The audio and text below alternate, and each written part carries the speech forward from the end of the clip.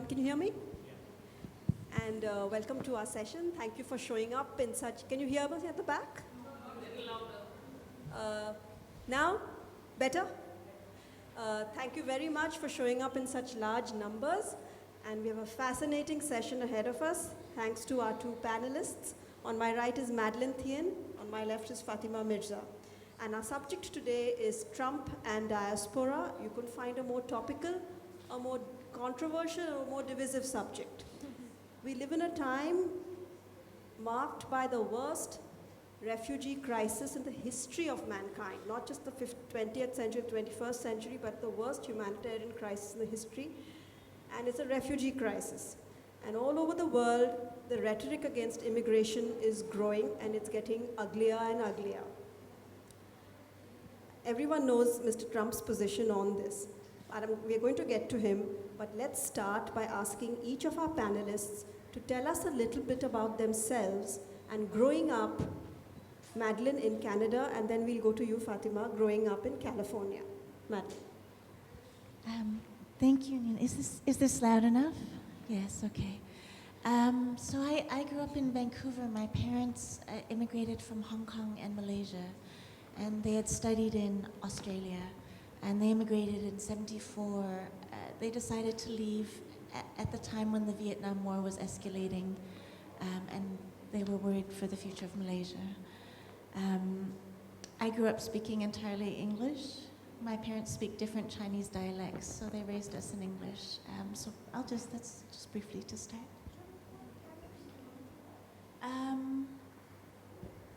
You know, it's interesting to be on a panel like this one as a non-American.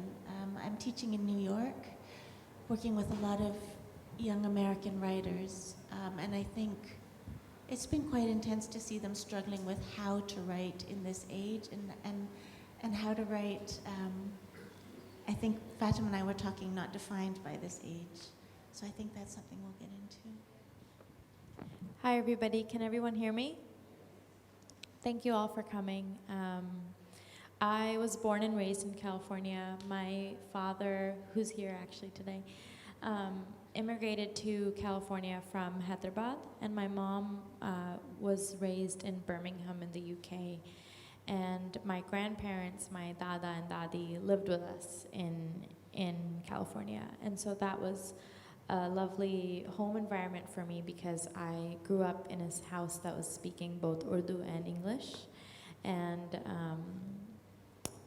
you know, I think that experience of my parents trying to recreate the culture of their home, trying to honor the language and the custom and the faith, I think that was very informative for me as a person, and also it undoubtedly affected my fiction growing up too, or my fiction now.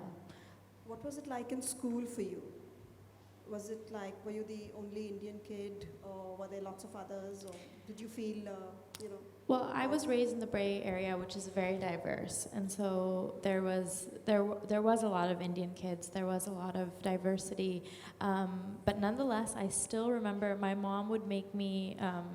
My mom would make for lunch for me parathas and bhendi, and she would fry the bhendi. And I remember I would be around the other kids, and they would all have Lunchables, and I would just be so jealous of their Lunchables, which in retrospect is horrible. It's crackers and cheese, and I would have my paratha and my bhendi, and I would like take a bite like this, and then I would come up and like talk to my friends, and then I would take a bite again because I was so ashamed of it, which is, you know. Now when I look back, I'm like, you were crazy. You were the most lucky kid, you know, in terms of my mom waking up and making home food for me. Yeah. But so I lived in a very diverse place, and yet I think that I did feel that my life or the food of my home, the language, it wasn't reflected, you know, in the TV shows and in the music and the cinema that I was watching. So there was that kind of. Yeah, even though, yeah.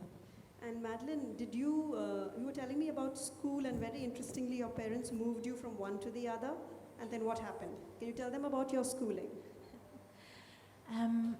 Yes, when I was a kid, Nina was asking, were you the only person of color, the only Asian kid in your school? And I said, initially I was, up until the age of 8 or 9. And then my parents actually moved us to a school outside of Chinatown that was 99% Chinese because they wanted us to learn the language, which we didn't speak. And it was a really interesting experience because then we were there in a way that we should have felt at home, but all the other kids were entirely fluent in Chinese, and we were the sort of outsiders in that sense. It wasn't our language quite anymore. But it's interesting listening to Fatima because I would say that maybe what felt most defining for me at that age was not entirely race, it was class. Class. How? Because my parents were that sort of typical immigrant family that really struggled financially. So it was a family where my parents were working multiple jobs. We never saw them, or rarely saw them. And we kind of had to raise ourselves, and this school was in a very tough inner city neighborhood, quite infamous in Canada. And that was my defining world, was a kind of a neighborhood that had been left behind. Okay. So it's like, well, paradoxical. You think that you'd feel at home in Chinatown in Canada, but you didn't really feel at home. The thing was, I think I felt at home strangely everywhere there were working class people. Oh, it was more class It than was more anything class, else. yeah. Okay. I don't think you faced that with in your school. It was it like children from different classes and things like that in school? Yes, and that was, in some ways, that was not a issue. Yeah. All right. I want to get to your book. Yeah. So, Fatima's book's name is A Place for Us. And this title reminds me of something President Obama said. He said when he was running for president, he said, I wondered whether a skinny kid with a funny name, whether America had a place for someone with a skinny kid with a funny name. Do you think America has a place for you today under President Trump? I think that the narrative that Trump is feeding into in terms of Make America Great Again, or in terms of the policies that he's peddling, the anti-immigrant, highly xenophobic, racist, he's presenting he's attempting to present a picture of America, or that erases lives like mine, or lives like other vulnerable communities, and not only erase but actively work against in terms of the Muslim ban, or the way that you saw that he was responding to the migrants at the border and everything. And so that he's but I think that that's one reason why I love writing fiction, in that it's when you read fiction, when you write fiction, it's not a communication of one character or a narrator trying to speak to another and communicate, look, I am human, right? Or like, look, I do belong here. It just is, and it's a full encounter with another in a way that, and if they are, in America, it's unquestionable that this is who is here, who belongs here, who's been here, regardless of what policies are being peddled at the moment. And you started writing this book many years ago, long before Trump came on the horizon, right? Yes, I started working on the novel when I was 18 years old, and it was when Obama had just gotten elected. And we were talking about this a little bit earlier, in that now when I look back, I'm so grateful that I began writing in that time of great hope and great almost surprise at what the American experience could contain. I remember how thrilling that felt at 17 when Obama was elected, and the novel, I started writing it, few months after that. Right. And I think that what that allowed me was to approach these characters the way that I always hope to be able to approach characters, even if that moment has kind of been robbed or changed in a way, which is that like I felt a great freedom in approaching them exactly as I wanted to. And sometimes I wonder what would the narrative have been had I begun it now? Yeah. Would I feel hyper conscious of the way that these lives are being politicized, and would that affect how I approach them? And the answer I hope would be no. Right, because I mean, to be writing your novel when the president swears in, when his swearing-in ceremony says Barack Hussein Obama, to go from that to a president who wants to ban Muslims from coming to the country is a night and day shift. So I'm glad you started writing your book 8 years ago. Right, but I want to be able to maintain that freedom when it comes to how I approach my fiction. I don't want to against this moment, because I feel like the lives that fiction seeks to highlight, I mean, they are not consciously living for or against, you know, they're living, and that includes an experience that of course, like, that you know, what I'm trying to say is that of course their lives are affected by and witnesses to the moment that they're living in. You don't want to let it define you. Yeah. Right. How do you feel about this?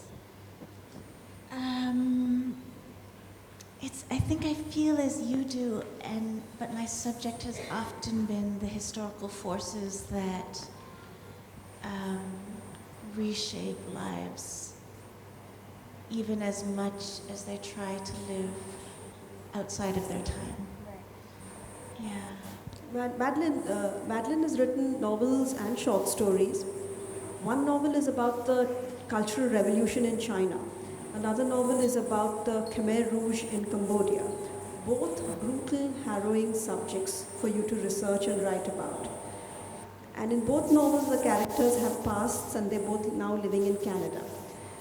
One very important aspect in your novels is memory, right? The blessings of memory and the curses of memory. And she has a lovely phrase for it. She calls it champagne of the brain or champagne in the brain. Can you talk about that a little? Why you chose to call memory champagne in the brain? Yeah, that was for a very specific character who has a very specific neurological disease where she is starting to lose the ability to piece together the visual world. Yeah. I think in that novel, Dogs at the Perimeter, it's about the aftermath of the Cambodian genocide and the Cambodian Civil War. And memory in that novel is as we all discuss it, but is also a very physical architecture of the mind. Right. And I think that's part of what that book is getting into, is the physicality in the neural substrate of memory, and how it gets written and rewritten over and over again. And also memory as not this thing that we go back to as if visiting the past, but neurologically, each time we remember, we're actually recreating it anew in our minds. I was interested in first writing about Cambodia, a place I was very deeply attached to, and writing about a war in which many of our countries were implicated. Right. The war that was called the sideshow to the Vietnam War, and unknown to most Americans, it was a secret war. The Cambodian War. That's right. As you may remember, the United States dropped 1.5 million tons of bombs on Cambodia, a country that they were not at war with. And they did that as part of their strategy in the Vietnam War. And I was interested in that genocide being spoken about as a disease of the Cambodian people, as if they had been driven by something that was internalized to their own culture, as if it was separate from the geopolitics of the moment. So that was what I was interested in writing about how the memory of this particular conflict is being carried in individuals almost against the book of record or the book of history that has so much wanted to define it as a very particular insular Cambodian experience. Okay. I think memory plays an important role in your book too. About you go into the backstory of your characters. Can you talk a little bit about memory and keeping your culture alive through memory and how they pass it on to their children? Mm-hmm. Sure. I loved what you were saying about writing about memory in a way that I don't remember how you said it, but like the texture of memory. That was yeah. I love what you said there. You know, when I was working on the novel, I really wanted to recreate the way that. Can everyone hear me? I feel like I really wanted to recreate through the structure and through the prose the way that memory works in a mind. The novel is that I wrote. It's about a son who runs away, and it's about him coming home to attend his sister's wedding. And then from there, you go into the different moments from the character's past, and each of those sections from the past, in some way, they answer the unasked question, which is, you know, why did Amar run away?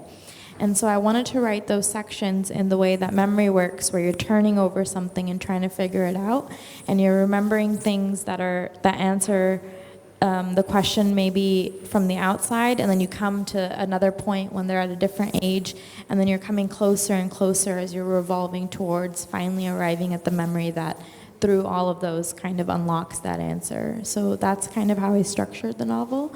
And I also wanted to write those sections that were recreating the memory in present tense. And because for me, I wanted to evoke this feeling when you drop into those sections that these scenes are still happening to the characters, even after they've moved beyond it, that in some ways they're always going to be trapped in it. And so I was really interested in trying to figure out how can it be evoked through prose. Okay. Thank you. And I should have said before, I forgot, that Fatima's book is her first novel and has been chosen by Sarah Jessica Parker. Everyone knows who she is, Sex and the City actress. She's been given an imprint with Hogarth Press, and this is the first novel she's chosen. And Fatima, did you expect that, and how did you hear about it? I didn't expect that at all. I remember actually, writing the novel or finally telling my family that actually I'm not going to do all of these things were expected of me at 18, and that's when I started writing the novel, and so that became the highest goal for my days. So all the other expectations that my parents had of me at the time, I just kind of put them off and completely gave them up in a way to focus on the novel. And so there was a way in which my parents thought that I was a little bit not crazy, but they couldn't quite understand why I wouldn't, do what my cousins were doing, which is they were getting married and they were starting their families, or and I was like, oh no, I'm gonna move to Iowa City in the dead of winter and just work on this thing for 3 years. And then my parents were a little bit confused, but I had this dream of finishing it, and I remember when my agent called me and said, Fatima, Sarah Jessica Parker read your novel and she really loves it and she wants to publish it. I remember saying to my mom, Mommy, I know I had very strange, dreams for my life, but never in any of them did I think that this would be the outcome of these years.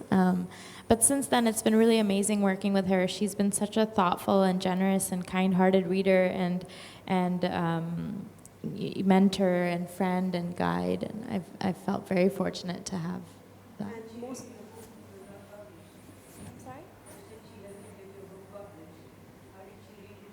The manuscript.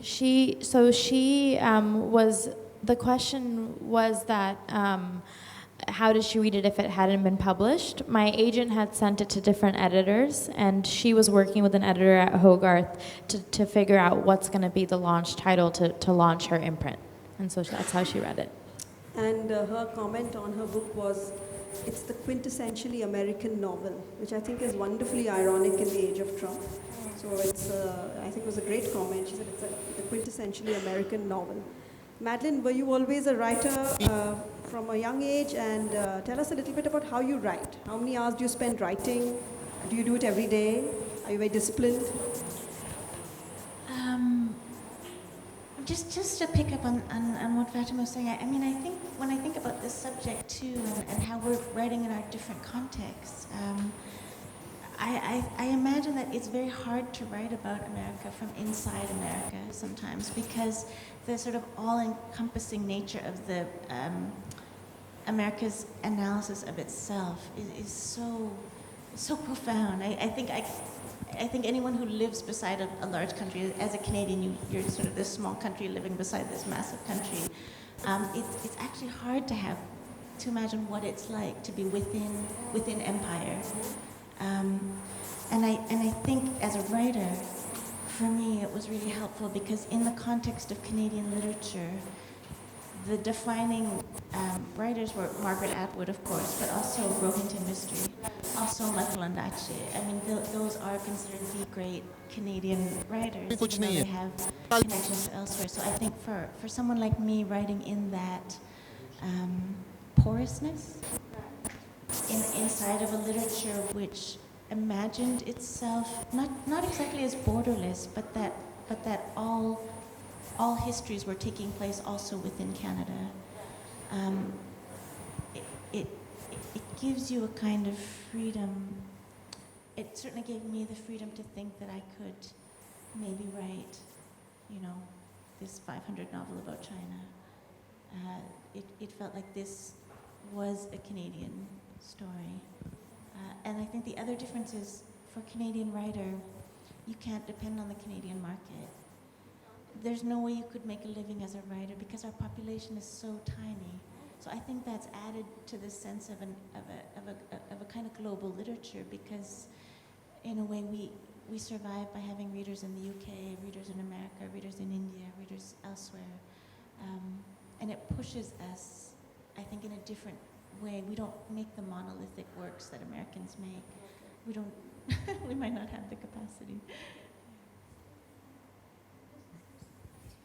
Madeleine, you tell us a little bit about how you write, your craft of writing every day. Oh, very disciplined, yeah. Are you? Yeah. Are you? Are you very disciplined writer? Every day you hit the computer? I was when I was working on the novel. Since then, I mean, I spent so many years working on it, and when the years that I was working on it, like that's all I did. That's all I wanted to do. It was unhealthy, and I was disciplined in order to achieve that. But since then, my life has become so different, and I feel a little adrift because in some ways the novel was my anchor to my desk, to my days, and Manik is my you know, student, that's it. so. Ex-student. Both of you all have a very sparse but vivid style. Don't use a lot of adjectives. It's just a very beautiful, simple style. Is that something you have to work on, or is that just come naturally to the way you write? Yes, ma'am. My question? No, it's okay. I'm loud. No. I think you should use the mic. Hello? Yeah.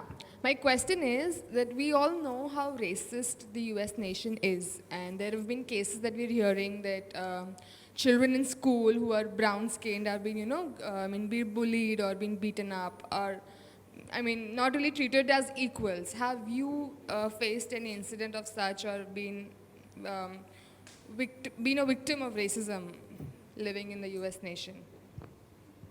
Both of you, I'm asking to both of you. I'm no longer a student, but I absolutely face that in schools, especially after 9/11. And also for many years, I was very visibly Muslim because I wore hijab for many years. And so that was that did charge the way that I move through the world in a way that I no longer experience. But I know through my cousins who wear hijab, that is still very much a part of their experience, if not more so now. But yes, that was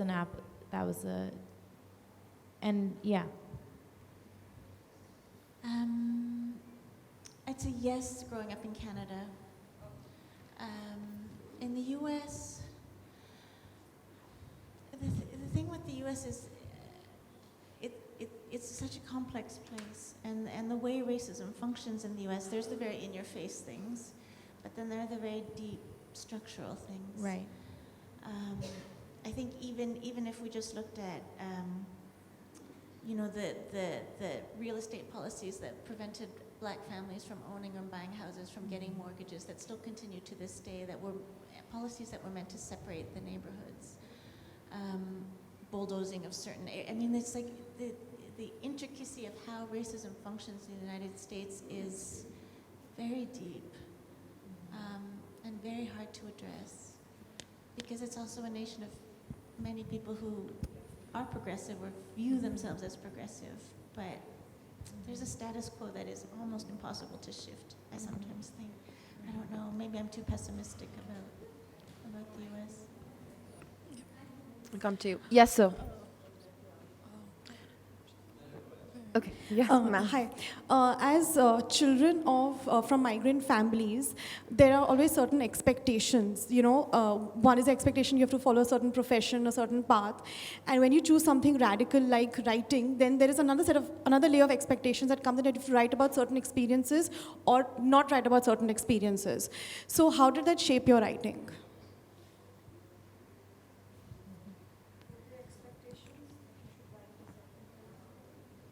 Certain experiences, how have they shaped you as a writer? When you lived in your culture and everything?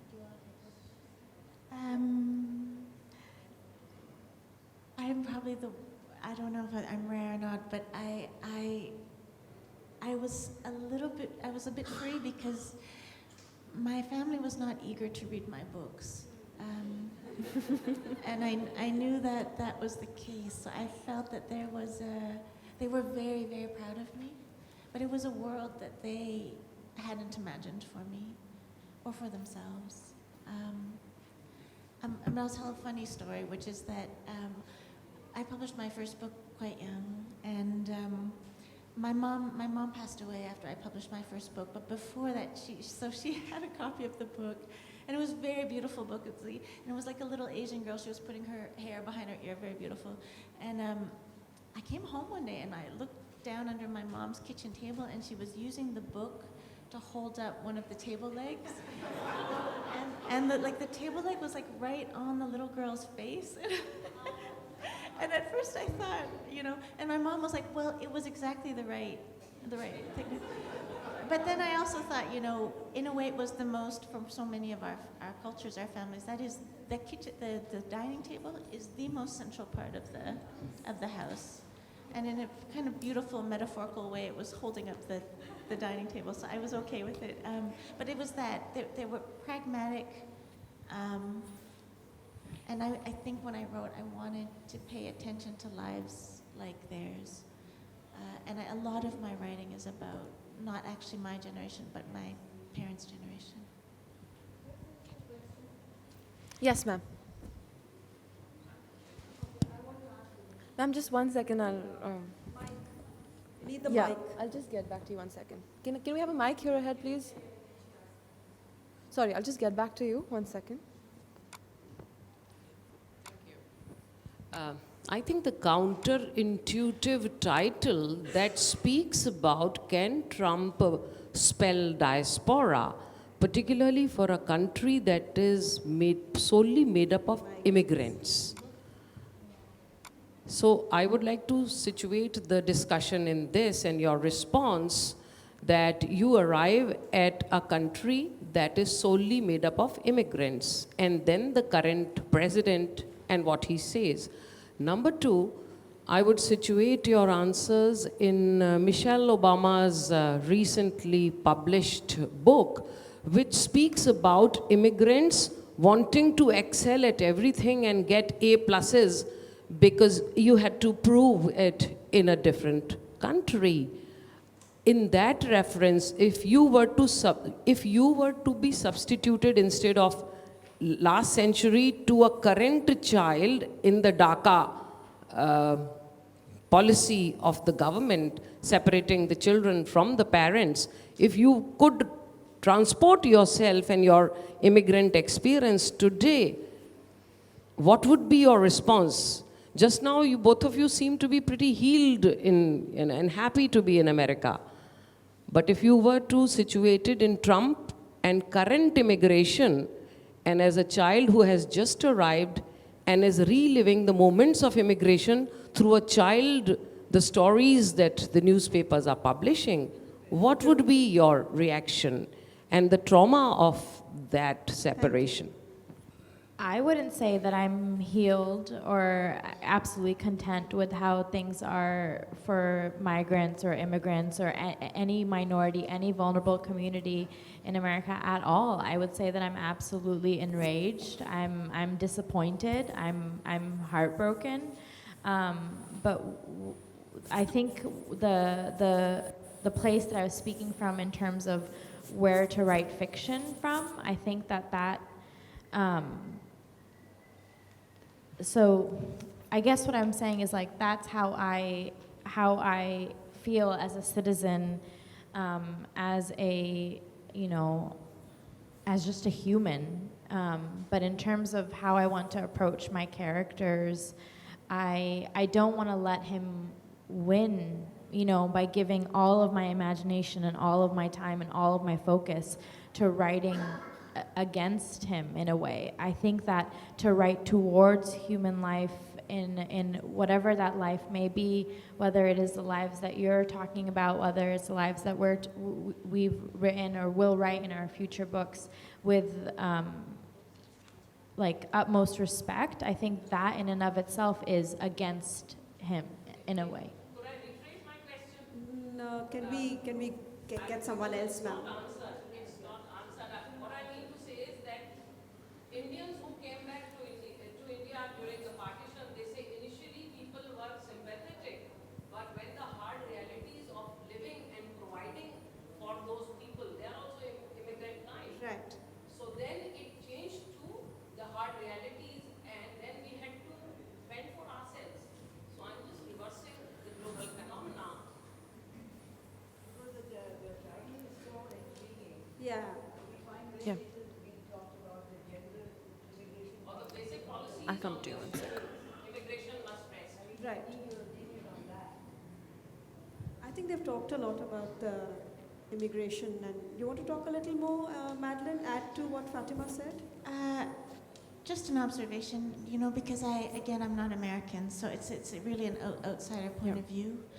But I would say that civil rights were never attained in the United States, and I think civil rights were Speak louder. civil rights were not attained in the United States. We're not Attained. That would be my argument, that this is a long and ongoing struggle that didn't begin with Trump. It is a very, very long and continuous back and forth process. Yeah. And I'm able to say this because I would make the same comment of Canada. And I think it's just more in the forefront in Canada when we talk about Indigenous history, First Nations history. In the United States, I think a lot of those conversations have not occurred, in particular with its Indigenous history, but about many, many kinds of things. So to answer your question, I just think that interestingly, many immigrants have stayed in self-sustaining communities, could not find a way into the local economy, and this is what we have now, I think, in the United States, where many communities are depending on themselves or each other. And we have a discourse that seems to be very concerned with race and all those things, but it's mostly concerned with the spectacle of Trump, day in and day out, because teaching in the United States, I'm surprised by how quickly what happened at the border and the separating of children and families dropped out of the news cycle. Yeah. And even with people knowing that some of those children may never be reunited with their families, yet the nation seems to be in this endless cycle of watching what Trump does next, and that has taken over political discourse in the United States. And I say that with all due respect, and definitely as an outsider, just someone observing a little bit from the inside. Yes. Thank you, Madeleine. Like I said, there's no right or wrong answer to this. Some issues may be very sensitive to some people. In their case, that's their opinion. Yes, ma'am. Followed by you, sir.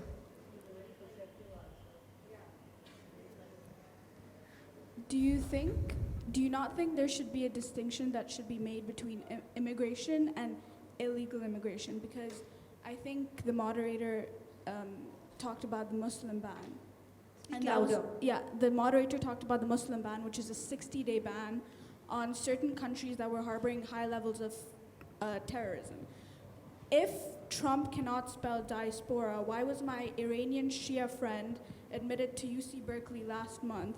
Why was my friend that is 26 able to go to America and work there? I don't think there's a ban on immigration and diversity.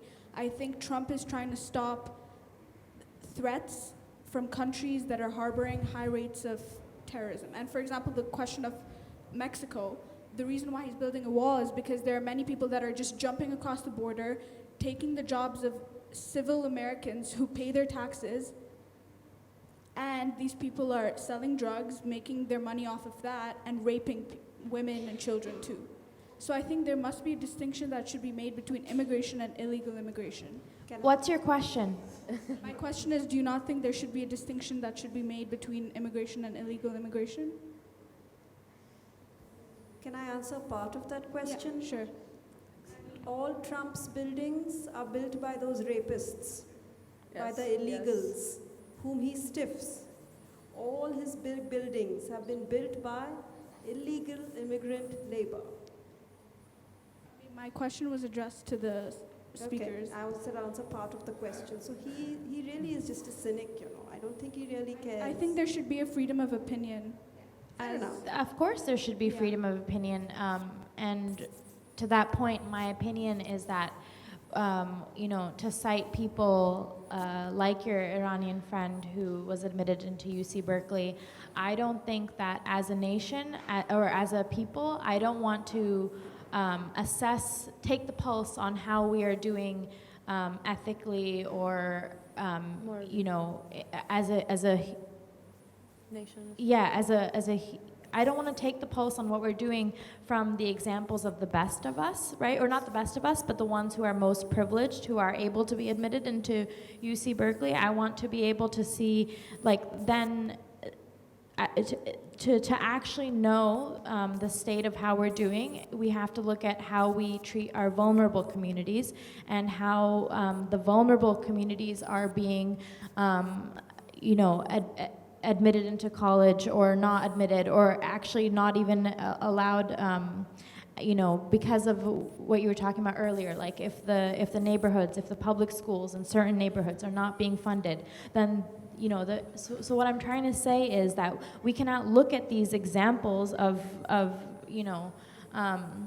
and see like, oh, we're doing okay because look at these people. I think that we need to take a step back and see how are we treating those who are most in need of protection, is what I would say to that point. Well said. Yes, sir, please proceed.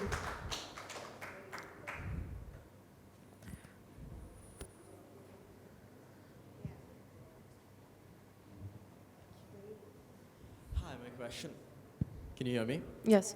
My question is about memory, and especially about the sort of contested terrain between memory and truth, and especially in your work, Madeleine, because your process seems to be one of excavation. As you said, you don't deal with your generation, but with generations behind. So how do you deal with the conflict between memory and truth, and how do you negotiate between them in your work? That's a good question. Yes, and two of the broadest possible words that memory and truth. Sorry, I'm still thinking about sorry, my brain is partly with the previous question too. Maybe I can try to connect them somehow. First of all, maybe it all comes down to the precision of language. So I know we're talking about legal and illegal immigration. And of course, every country wants to control its immigration. That's a very important part of its sense of its identity, sense of its borders, sense of itself. I think what has perhaps happened is the sliding of legal and illegal together to be applied not to status, but to ethnicity. So it's part of what the rhetoric has been about racial groups who by their ethnicity carry illegal. So it's very, very complex, intricate conversation that is being made into a single flat plane by unclear language. And I think that is what I'm trying to do in my novels when it comes to memory and truth, to get to the specificity of, in this case, I think you're referring to the book about China, and in that particular case, it was to write about the 1989 demonstrations, which are more than 28 years ago, and which are illegal to be mentioned in any way in China at this moment in time, in books, online, to hold private memorials, to refer to it is illegal. It's subversion of state power. And so what I was thinking about was all of our forms of art, literature, memoir, storytelling, everything, photography, as a refuge to hold truth until we can bring it back into the book of records, the book of history, the common and shared history, that we can all say, yes, this has happened. This is part of our country. Yeah. Do we have any more questions? Yes, sir. I'll get back to you, ma'am, in just a minute. Hello.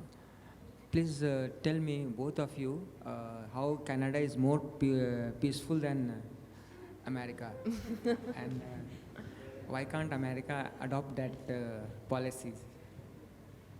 I would love it if we could.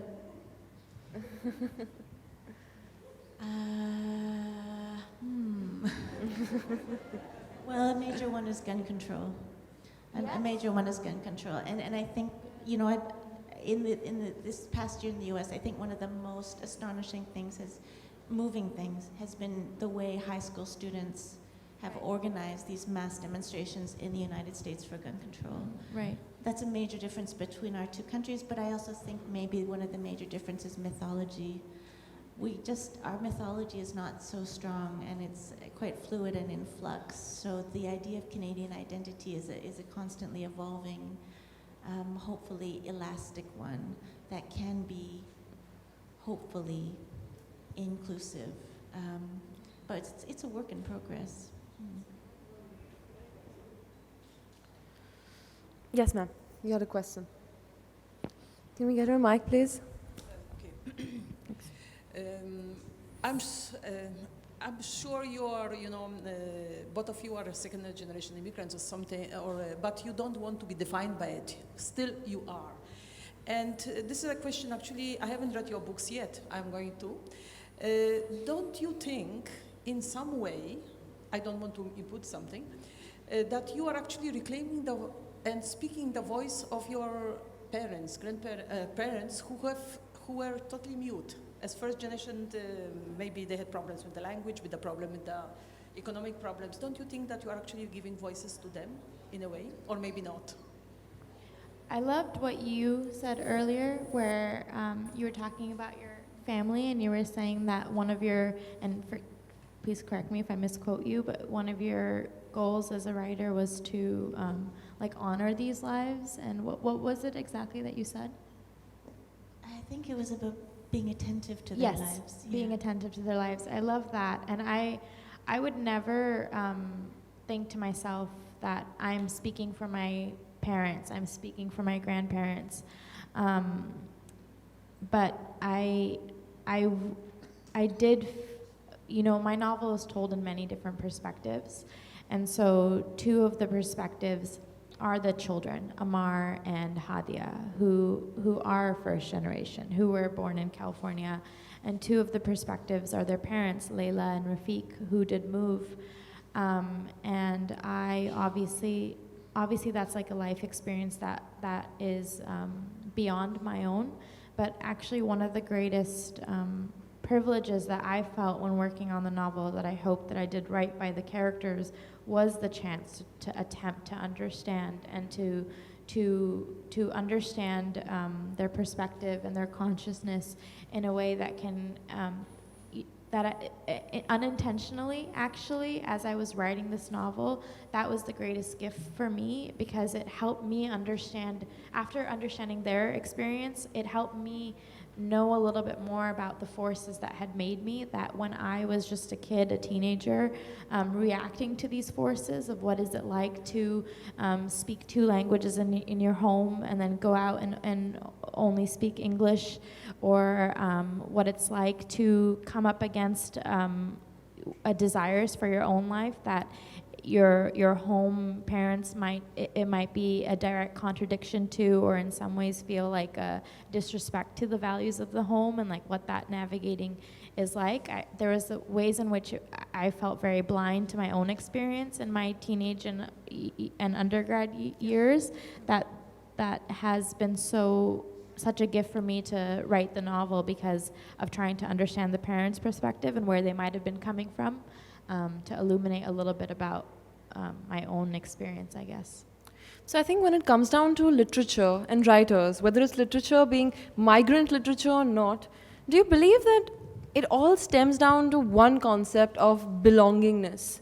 Do you believe that a writer's quality of work is highly inspired by where he comes from? And if he's pushed to a different country and not welcomed, do you believe that his work will be affected, or will it inspire him to write better? To both of them? To all 3 of you all. I'm not a writer. But do you have an opinion? Well, it is the great privilege of being a writer that everything feeds into it. There's really no wasted moment. There's no empty moment. Everything is part of trying to just see a little further.